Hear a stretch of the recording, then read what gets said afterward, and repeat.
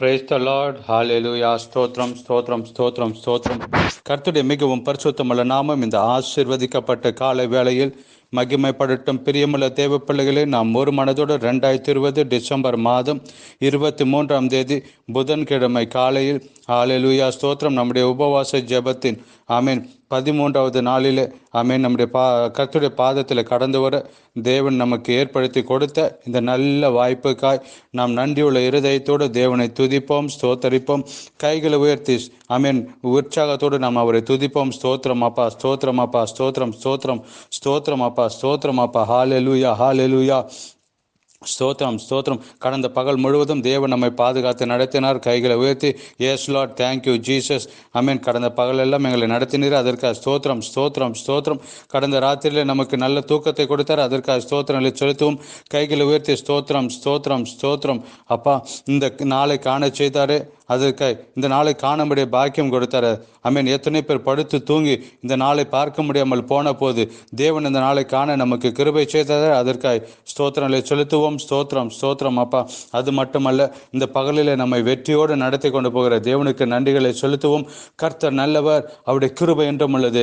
அமீன். இந்த பகலில் அப்பா எங்களை வெற்றியோடு நடத்தி கொண்டு போகிற உடைய கிருபைகளுக்காக ஸ்தோத்திரம் ஸ்தோத்திரம் ஸ்தோத்திரம் ஸ்தோத்திரம். அமைதியாக இருக்காங்க எல்லாரும், கர்த்தருக்கு ஸ்தோத்திரங்களை செலுத்துங்க. நான் நிற்பது தேவனுடைய கிருபை. அமேன். நான் நிலைத்து நிற்கிறது தேவனுடைய கிருபை. அமேன். நான் பாதுகாக்கப்பட்டிருப்பது தேவனுடைய கிருபையால் என்ற அந்த உணர்வோடு அமேன் இருந்தால் நாம் சந்தோஷமாக தேவனை துதிக்க முடியும். அமேன். ஸ்தோத்திரம். சந்தோஷத்தோடும் மகிழ்ச்சியோடும் தேவனுக்கு நன்றிகளை செலுத்துவோம். 54வது சங்கீதம் அமேன் 4வது வசனம். இதோ தேவன் எனக்கு சகாயர், ஆண்டவர் என் ஆத்துமாவை ஆதரிக்கிறவர்களோடு இருக்கிறார். அமேன். இந்த காலையில் தாவீது சொல்வதை பார்க்கலாம். அமேன். இதோ தேவன் எனக்கு சகாயர், நாமுக்கும் சொல்ல வேண்டும். அது தேவன் என் சகாயர். God is my helper. Amen. என் சகாயர் யார்? தேவன். அமேன். என்னுடைய எந்த தேவையிலும் எனக்கு உதவி செய்கிறவர் யார்? என் தேவன். ஒன்று சிந்தித்து பாருங்க பிரியமானவர்களே. அந்த ஒரு கான்ஃபிடென்ட் அமேன், அந்த ஒரு உறுதி அமேன் நமக்கு இருந்தால் நாம் சிந்திப்போமா? ஏதாவது காரணம் எந்த விஷயமா இருந்தாலும், என்னுடைய ஊழியமாக இருந்தாலும், என்னுடைய வேலையாக இருந்தாலும், என்னுடைய வாழ்க்கைக்கான அனுதின தேவைகளாக இருந்தாலும் எனக்கு உதவி செய்கிறவர் தேவன். அமேன். எனக்கு ஒத்தாசை வருகிறது, எனக்கு வானத்தையும் பூமியும் உண்டாக்கின கர்த்தரிடத்திலிருந்து எனக்கு ஒத்தாசை வருகிறது என்ற அந்த உணர்வு நமக்கு வரும்போது அமேன் பிரியமானவர்களே, நம்முடைய வாழ்க்கையில் மாற்றங்கள் வரும், நம்முடைய சிந்தனையில மாற்றங்கள் வரும், நம்முடைய செய்கையிலும் நம்முடைய வாக்கிலும் அமேன் நம்முடைய நடக்கையில் எல்லாம் மாற்றங்கள் வரும். இதனாலே நாம் தாவீதோடு கூட சேர்ந்து நாம் சொல்லுவோம், என் தேவன் யார்? ஆமேன். சகாயர், என் தேவன் எனக்கு சகாயர். ஆண்டவர் என் ஆத்துமாவை ஆதரவுகளோடு இருக்கிறார். அவர் என் சத்துருக்களுக்கு தீமைக்கு தீமையை சரி கட்டுவார். உமது சத்தியத்தின் நிமித்தம் அவர்களை நிர்மூலமாக்கும். அமேன். என் சத்துருக்களுக்கு அமேன் என்னைக்கு பலப்படுத்துகிற தீமையர் வைரஸாக இருந்தாலும் எதுவாக இருந்தாலும் தேவன் என்னை பாதுகாப்பார் என்ற ஒரு உணர்வு நமக்கு இருக்க வேண்டும். அமேன். உற்சாகத்துடன் நான் உமக்கு பலியிடுவேன். கர்த்தாவே, உமது நாமத்தை துதிப்பேன், அது நலமானது. ஹல்லேலூயா ஸ்தோத்திரம். இந்த காலையில் நாமம் சொல்லும், அப்பா உமது நாமத்தை துதிப்பேன், அது நலமானது. அப்பா உமது நாமத்தை துதிப்பேன், அது நலமானது. அமேன். ஸ்தோத்திரம். அமேன். அவர் எல்லா நெருக்கத்தையும் நீக்கி என்னை விடுவித்தார். என் சத்துருக்களை நீதி சரிக்கட்டுதலை கண்டது. அவர் எல்லா நெருக்கத்திலும் நீக்கி என்னை விடுவித்தார். அதனால நான் என்ன செய்வேன்? என் கண்கள் என் சத்துருக்களின் நீதி சரி கட்டுதலை கண்டது. ஆமேன். நாம் சந்தோஷமாய் தேவனுக்கு நன்றிகளை செலுத்துவோம். நாம் ஜெபிக்க போகிறோம். நமக்கு அந்த ஒரு கான்ஃபிடென்ட் இருக்க வேண்டும். ஆமேன். கர்த்தர் என்னை நடத்தி கொண்டு போவார் என்ற அந்த உணர்வு நமக்கு இருக்க வேண்டும். தேவன் என்னுடைய சகாயர் என்ற அந்த உணர்வு நமக்கு இருக்க வேண்டும். ஒரு நாளும் என்னை கரம் பிடித்து நடத்துகிறவர் என் தேவன். தேவனுடைய பிள்ளைகளுடைய வாழ்க்கையில் அப்படிப்பட்ட ஒரு உணர்வு இருக்க வேண்டும். ஹல்லேலூயா.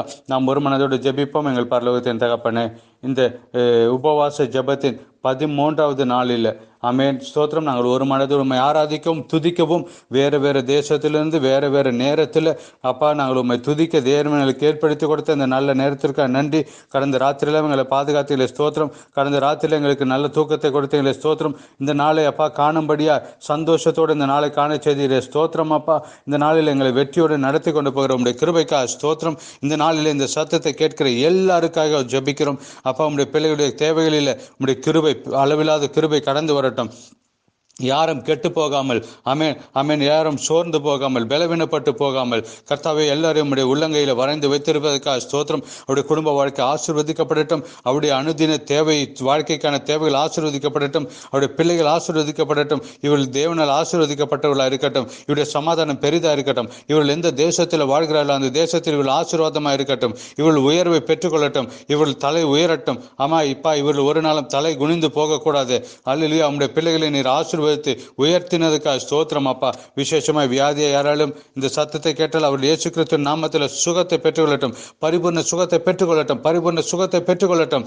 ஆமென். சுகம் கொடுக்கிற இயேசுவின் அப்பா உடைய வியாதியத்தின் மேல் வைத்ததுக்காக ஸ்தோத்திரம். உம்மால் கூடாத காரியம் ஒன்றுமில்லை அப்பா. உம்மால் கூடாத காரியம் ஒன்றுமில்லை. இயேசுவின் நாமத்தில் சுகத்தை பெற்றுக்கொள்ளட்டும். கிளாண்ட் என்லார்ஜ் ஆமென் கஷ்டப்படுவதற்காக ஜெபிக்கிறோம். இந்த நாளில் இயேசு கிறிஸ்து நாமத்தில் எல்லா கிளாண்டும் நார்மலாய் மாறட்டும். எல்லா கிளாண்டும் நார்மலாய் மாறட்டும். ஆமென். தேவையில்லாமல் இருக்கிற நீர்க்கோவைகள் இயேசு கிறிஸ்து நாமத்தில் சரீரத்திலிருந்து அது உறிஞ்சு எடுக்கப்படட்டும். ஆமென். தேவையில்லாமல் இருக்கிற ஆமென் சொல்லிங்கம், ஆமென் வீக்கங்களும் நீர் கட்டும். ஆமென். எல்லாம் சரீரத்திலிருந்து மாறி போகட்டும். உம்முடைய பிள்ளைகளை கரம் பிடித்து நடத்துகிற கிருபைக்கா ஸ்தோத்திரம். உம்மால் கூடாத காரியம் ஒன்றுமில்லை அப்பா. ஆமென். நீர் சுகம் தருகிற யெகோவா ராஃபா அப்பா. மிகவும் தீவிரமான வியாதியாலும் ஆமென் மாறாத வியாதிகளால் ஆமென் கஷ்டப்பட்டு கொண்டிருக்கிறார் ஜெபிக்கிறோம். இந்த நாளில் இயேசு கிறிஸ்து நாமத்தில் அவர் சுகத்தை பெற்றுக்கொள்ளட்டும். எந்த வியாதியாக இருந்தாலும், எல்லா வியாதிக்கும் மருத்துவராக இருக்கிற இயேசு கிறிஸ்து நாமத்தில் அவர் சுகத்தை பெற்றுக்கொள்ளட்டும். பரிபூர்ண சுகத்தை பெற்றுக்கொள்ளட்டும். நீர் கொடுத்த ஆறுதலுக்காய், சுகத்திற்காய் நன்றி கர்த்தாவே ஸ்தோத்திரம். வேலையின் கஷ்டத்தில் ஆமென் பண கஷ்டத்தில் இருக்கிறவர்களுக்காக ஜெபிக்கிறோம். அவளை விடுதலை கொடுங்க அப்பா. அப்பா உங்களுடைய பிள்ளைகள் வேறு எந்த கஷ்டத்தில் இருந்தாலும் நீர் சமாதானத்தை கொடுங்க. ஜபத்தை கேட்டதுக்காக நன்றி. இயேசு கிறிஸ்துவ நாமத்தில் பிதாவே, ஆமேன் ஆமேன். கர்த்தர் உங்களை ஆசீர்வதிக்கட்டும். கர்த்தருடைய கிருபையும் சமாதானமும் உங்களுடைய வாழ்க்கையில் பெருகி வரட்டும் என்று நான் ஜெபிக்கிறேன். பெரியமானவர்களே, நம்முடைய உபவாச ஜபத்தின் 13வது நாளில் தேவன் நம்மை கொண்டு வந்து நிறுத்தியிருக்கிறார். இந்த வருடத்தின் ஏறக்குறைய கடைசி நாட்களில் நாம் வந்து இருக்கிறோம். அதனால் மிகவும் கேர்ஃபுல்லாக நம் வசனத்தை தியானிப்போம், ஜெபிப்போம். தேவனோடு கூட நம்முடைய நேரத்தை செலவு செய்வோம். அது உங்களுடைய வாழ்க்கைக்கு ஆசீர்வாதமாக இருக்கும். அப்படியே நாம் முன்னேறி போகும்போது அவரிடத்தில் வருவோம், அவர் நம்மிடத்தில் வருவார் என்று நாம் நேற்று கேட்டது போல இந்த புதிய வருஷத்தில் நாம் கடந்து போவதற்கு முன்பாய் தேவனோடு நாம் ஒரு நல்ல ஐக்கியத்தை வைத்து அவருடைய பிரசன்னத்தோடு நாம் புதிய வருஷத்தில் கடந்து போவோம். கர்த்தர் உங்களை ஆசீர்வதிக்கட்டும். ஈவினிங் ஜூம் மீட்டிங் இருக்கிறது. சரியான நேரத்தில் அது பங்கு பெற வேண்டும். ஆமீன். ஜூம் ஐடி ஒன்றும் இல்லை என்றால் ஆமீன் நீங்கள் ஒரு மெசேஜ் அனுப்புங்க, அது உங்களுக்கு அனுப்பி கொடுக்கப்படும். ஆமீன். அதற்கான தேவன் எல்லாம் செய்து கொடுப்பார். சரியான நேரத்தில் இந்தியன் டைம் 9:30 மணிக்கு தொடங்கும். நாம் ஆராதித்து துதித்து தேவனுடைய வசனத்தை கேட்க ஒரு நல்ல நேரமாக இருக்கும். நாம் இன்றைக்கு வாசிக்க வேண்டிய வேத பாடங்கள் லூக்கா 9ஆம் அதிகாரத்திலிருந்து 12வது அதிகாரம், அப்போஸ்தலர் 17ஆம் அதிகாரம் 18ஆம் அதிகாரம், 2 தெசலோனிக்கேர் ஆமீன் 1ஆம் அதிகாரம் இருந்து 3ஆம் அதிகாரம் வரை, வெளிப்பாடு 13வது அதிகாரம் வாசிங்க. அவ்வளவு நேரம் நீங்கள் தேவனோடு கூட சேர்ந்திருக்க தேவன் ஒரு கிருபையை கொடுப்பார். ஆமீன். பரிசுத்த ஆவியானவர் கொடுத்திருக்கிறது, நமக்கு கொடுத்திருக்கிற வாசனம் 1 தெசலோனிக்கேர் 14:16. ஏனெனில் கர்த்தர் தாமே ஆரவாரத்தோடும் பிரதான தூதருடைய சத்தத்தோடும் தேவ எக்காலத்தோடும் வானத்திலிருந்து இறங்கி வருவார். அப்போது கிறிஸ்துவுக்குள் மரித்தவர்கள் முதலாவது எழுந்திருப்பார்கள். ஸ்தோத்திரம். பிரியமானவர்களே, ஒரு தேவனுடைய பிள்ளையிட மிகவும் சந்தோஷமான நாள், நிமிஷம் என்று சொல்வது இதுதான். ஆமீன். ஒரு கிறிஸ்துவுக்குள்ளாக இருக்கிற தேவனுடைய பிள்ளைகளுடைய ஒரு நம்பிக்கை என்றால் ஆமீன் இதுவாயிருக்கும். ஆமீன். இந்த நாளில் நாம் இந்த நம்பிக்கை உள்ளவர்களாக இருக்க வேண்டும். அது இந்த 13வது வசனத்திலிருந்து நாம் வாசித்து தியானிப்போம். 13. அன்றியும் சகோதரரே, நித்திரை அடைந்தவர்களின் நிமித்தம் நீங்கள் நம்பிக்கையற்றவர்களான மற்றவர்களைப் போல துக்கித்து அறிவில்லாதிருக்க எனக்கு மனதில்லை. அப்போ இந்த நம்பிக்கை இல்லாத நம்பிக்கையற்றவர்களுக்கு என்ன, நம்பிக்கை இல்லாமல் அவர் துக்கித்து கொண்டிருப்பார்கள். ஏதாவது ஒரு சூழ்நிலை வரும்போது, பிரச்சனை வரும்போது அவர் துக்கிப்பார்கள். ஆமீன். நித்திரை அடைந்தவர்கள் நிமித்தம், மரித்தவர்களை குறித்து சொல்லப்படுகிறது. நித்திரை அடைந்தவர்கள், நித்திரை என்று சொன்னால் தூங்குகிறவர்கள் என்ன செய்வார்கள்? தூங்குகிறவர்கள் எழுந்திருப்பார்கள். ஆமீன். அதுதான் நித்திரை அடைந்து இருக்கிறார்கள் என்று. ஒரு ஆள் நித்திரை செய்கிறார் என்று சொன்னால் அவர் தூங்கி கொண்டிருக்கிறார், கொஞ்ச நேரத்துக்கு அப்புறம் எழுந்து வருவார். இதுதான் அதனுடைய அர்த்தமாக இருக்கிறது. அப்போ தேவனுக்குள் மரித்தவர்கள் எல்லாம் நித்திரை அடைந்திருக்கிறார்கள், அவரெல்லாம் தூங்கி கொண்டிருக்கிறார்கள். அவர்கள் எல்லாரும் ஒரு ரெஸ்ட் எடுத்து கொண்டிருக்கிறார்கள். ஒரு அலாரத்திற்கு அவர்கள் காத்து கொண்டிருக்கிறார்கள். அல்லேலூயா, ஸ்தோத்திரம், ஆமென். இயேசுவானவர் மரித்து பின்பு எழுந்திருந்தார் என்று விசுவாசிக்கிறோமே. அதாவது நம்முடைய கர்த்தராகிய இயேசு கிறிஸ்து மரித்தார், நாம் விசுவாசிக்கிறோம். அடக்கம் பண்ணப்பட்டார், நாம் விசுவாசிக்கிறோம். உயிர் தெழுந்திருக்கிறார் என்று நாம் விசுவாசிக்கிறோம் என்றால், ஆமென், அப்படி விசுவாசிக்கிறோம் என்றால், அப்படி விசுவாசித்தால் நாம் ரட்சிக்கப்பட்டோம். விசுவாசித்தால் அப்படியே அதுபோலவே அப்படியே, ஆமென், என்ன நடக்கிறது? இயேசுவுக்குள் நித்திரை அடைந்தவர்களாயும் தேவன், ஆமென், 13 நாம் வாசித்தது போல தேவனில் நித்திரை அடைந்தவர்கள், ஆமென், இயேசுவுக்குள் நித்திரை அடைந்தவர்கள் தேவன் அவரோடு கூட கொண்டு வருவார். கிறிஸ்துவுக்குள் மரித்தவர்கள் எழுந்திருப்பார்கள். தூக்கத்திலிருந்து நாம் எழுந்து வருவது போல தேவன் அவர்களை எழுந்திருக்க செய்வார். அப்போ பிரியமானவர்களே, நம்முடைய நம்பிக்கை அதுதான். ஆமென். இந்த பூமியில நாம் வாழ்கிறது, இந்த பூமியில முடிந்து விடவில்லை. மாயை என்று தின்னும், ஆமென், சாப்பிட்டும் குடித்தும் சந்தோஷமா இருந்து, ஆமென், தேவனை கூப்பிடாமல் முடித்துக் கொள்கிற வாழ்க்கை அல்ல நம்முடைய வாழ்க்கை. இன்றைக்கு நம்முடைய இந்த பூமியில வாழும்போது நம்முடைய மிகவும் ஒரு விசுவாசம், நம்பிக்கை என்றால் தேவனுடைய வருகையிலே, ஆமென், வருகைக்கு முன்பாய் நாம் இந்த பூமியிலிருந்து நான் எடுத்துக்கொள்ளப்பட்டால் நான் அவரோடு கூட எழுந்திருப்பேன். எப்படி இயேசு கிறிஸ்து எழுந்து வந்தது போல நானும் எழுந்து வருவேன், உயிரோடு எழுந்திருப்பேன் இங்கே சொல்லப்படுகிறது. அப்போ ஆமென், கர்த்தருடைய வார்த்தையை முன்னிட்டு நாங்கள் உங்களுக்கு சொல்லுகிறதாவது, ஆமென், இன்றைக்கு எக்கால சத்தம் கேட்டால் நாம் இந்த பூமியில ஜீவனோடு இருக்கிறோம். ஆமென். நித்திரை அடைந்தவர்களை நாம் முதலாவது வாசித்தது போல அவள் இயேசுவோடு கூட எழுந்து வருவார்கள். ஆமென். கர்த்தருடைய வருகை மட்டும் உயிரோடு இருக்கும் நாம் நித்திரை அடைந்தவர்களுக்கு முந்திக் கொள்வதில்லை என்று, ஆமென், ஸ்தோத்திரம், நாம் எங்க வாசிக்கிறோம்? ஆமென்.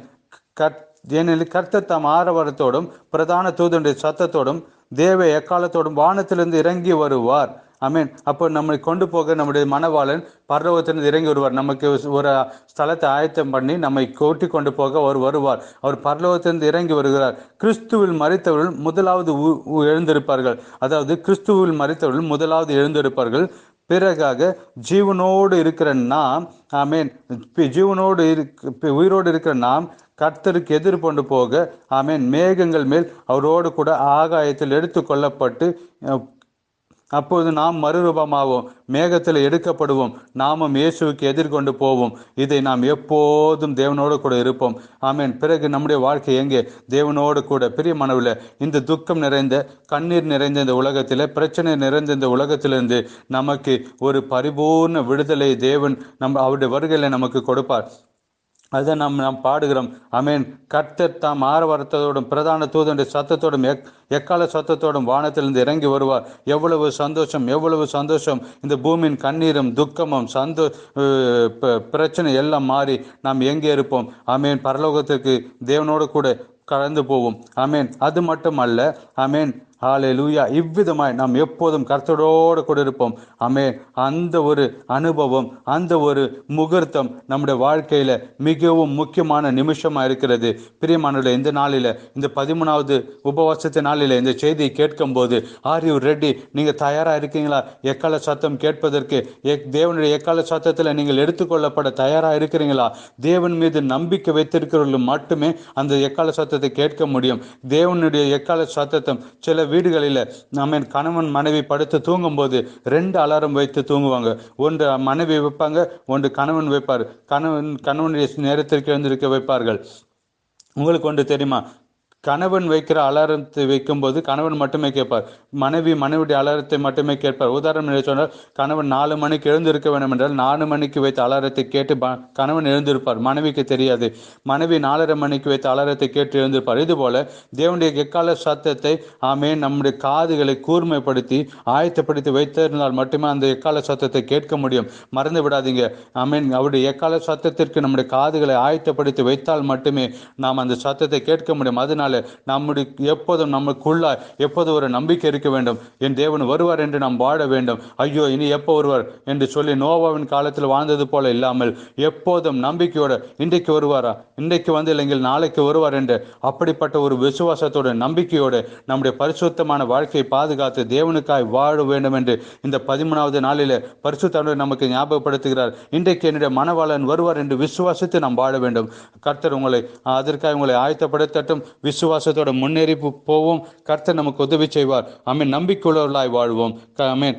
மாலை நேரம் மீட்டிங்கை மறந்து விடாதீங்க. ஒரு மனதோடு நாம் ஒன்றாய் கூடி நாம் ஜெபிப்போம், ஆராதிப்போம். we are shining by the power of Holy Spirit. God bless you. God bless you. God bless you.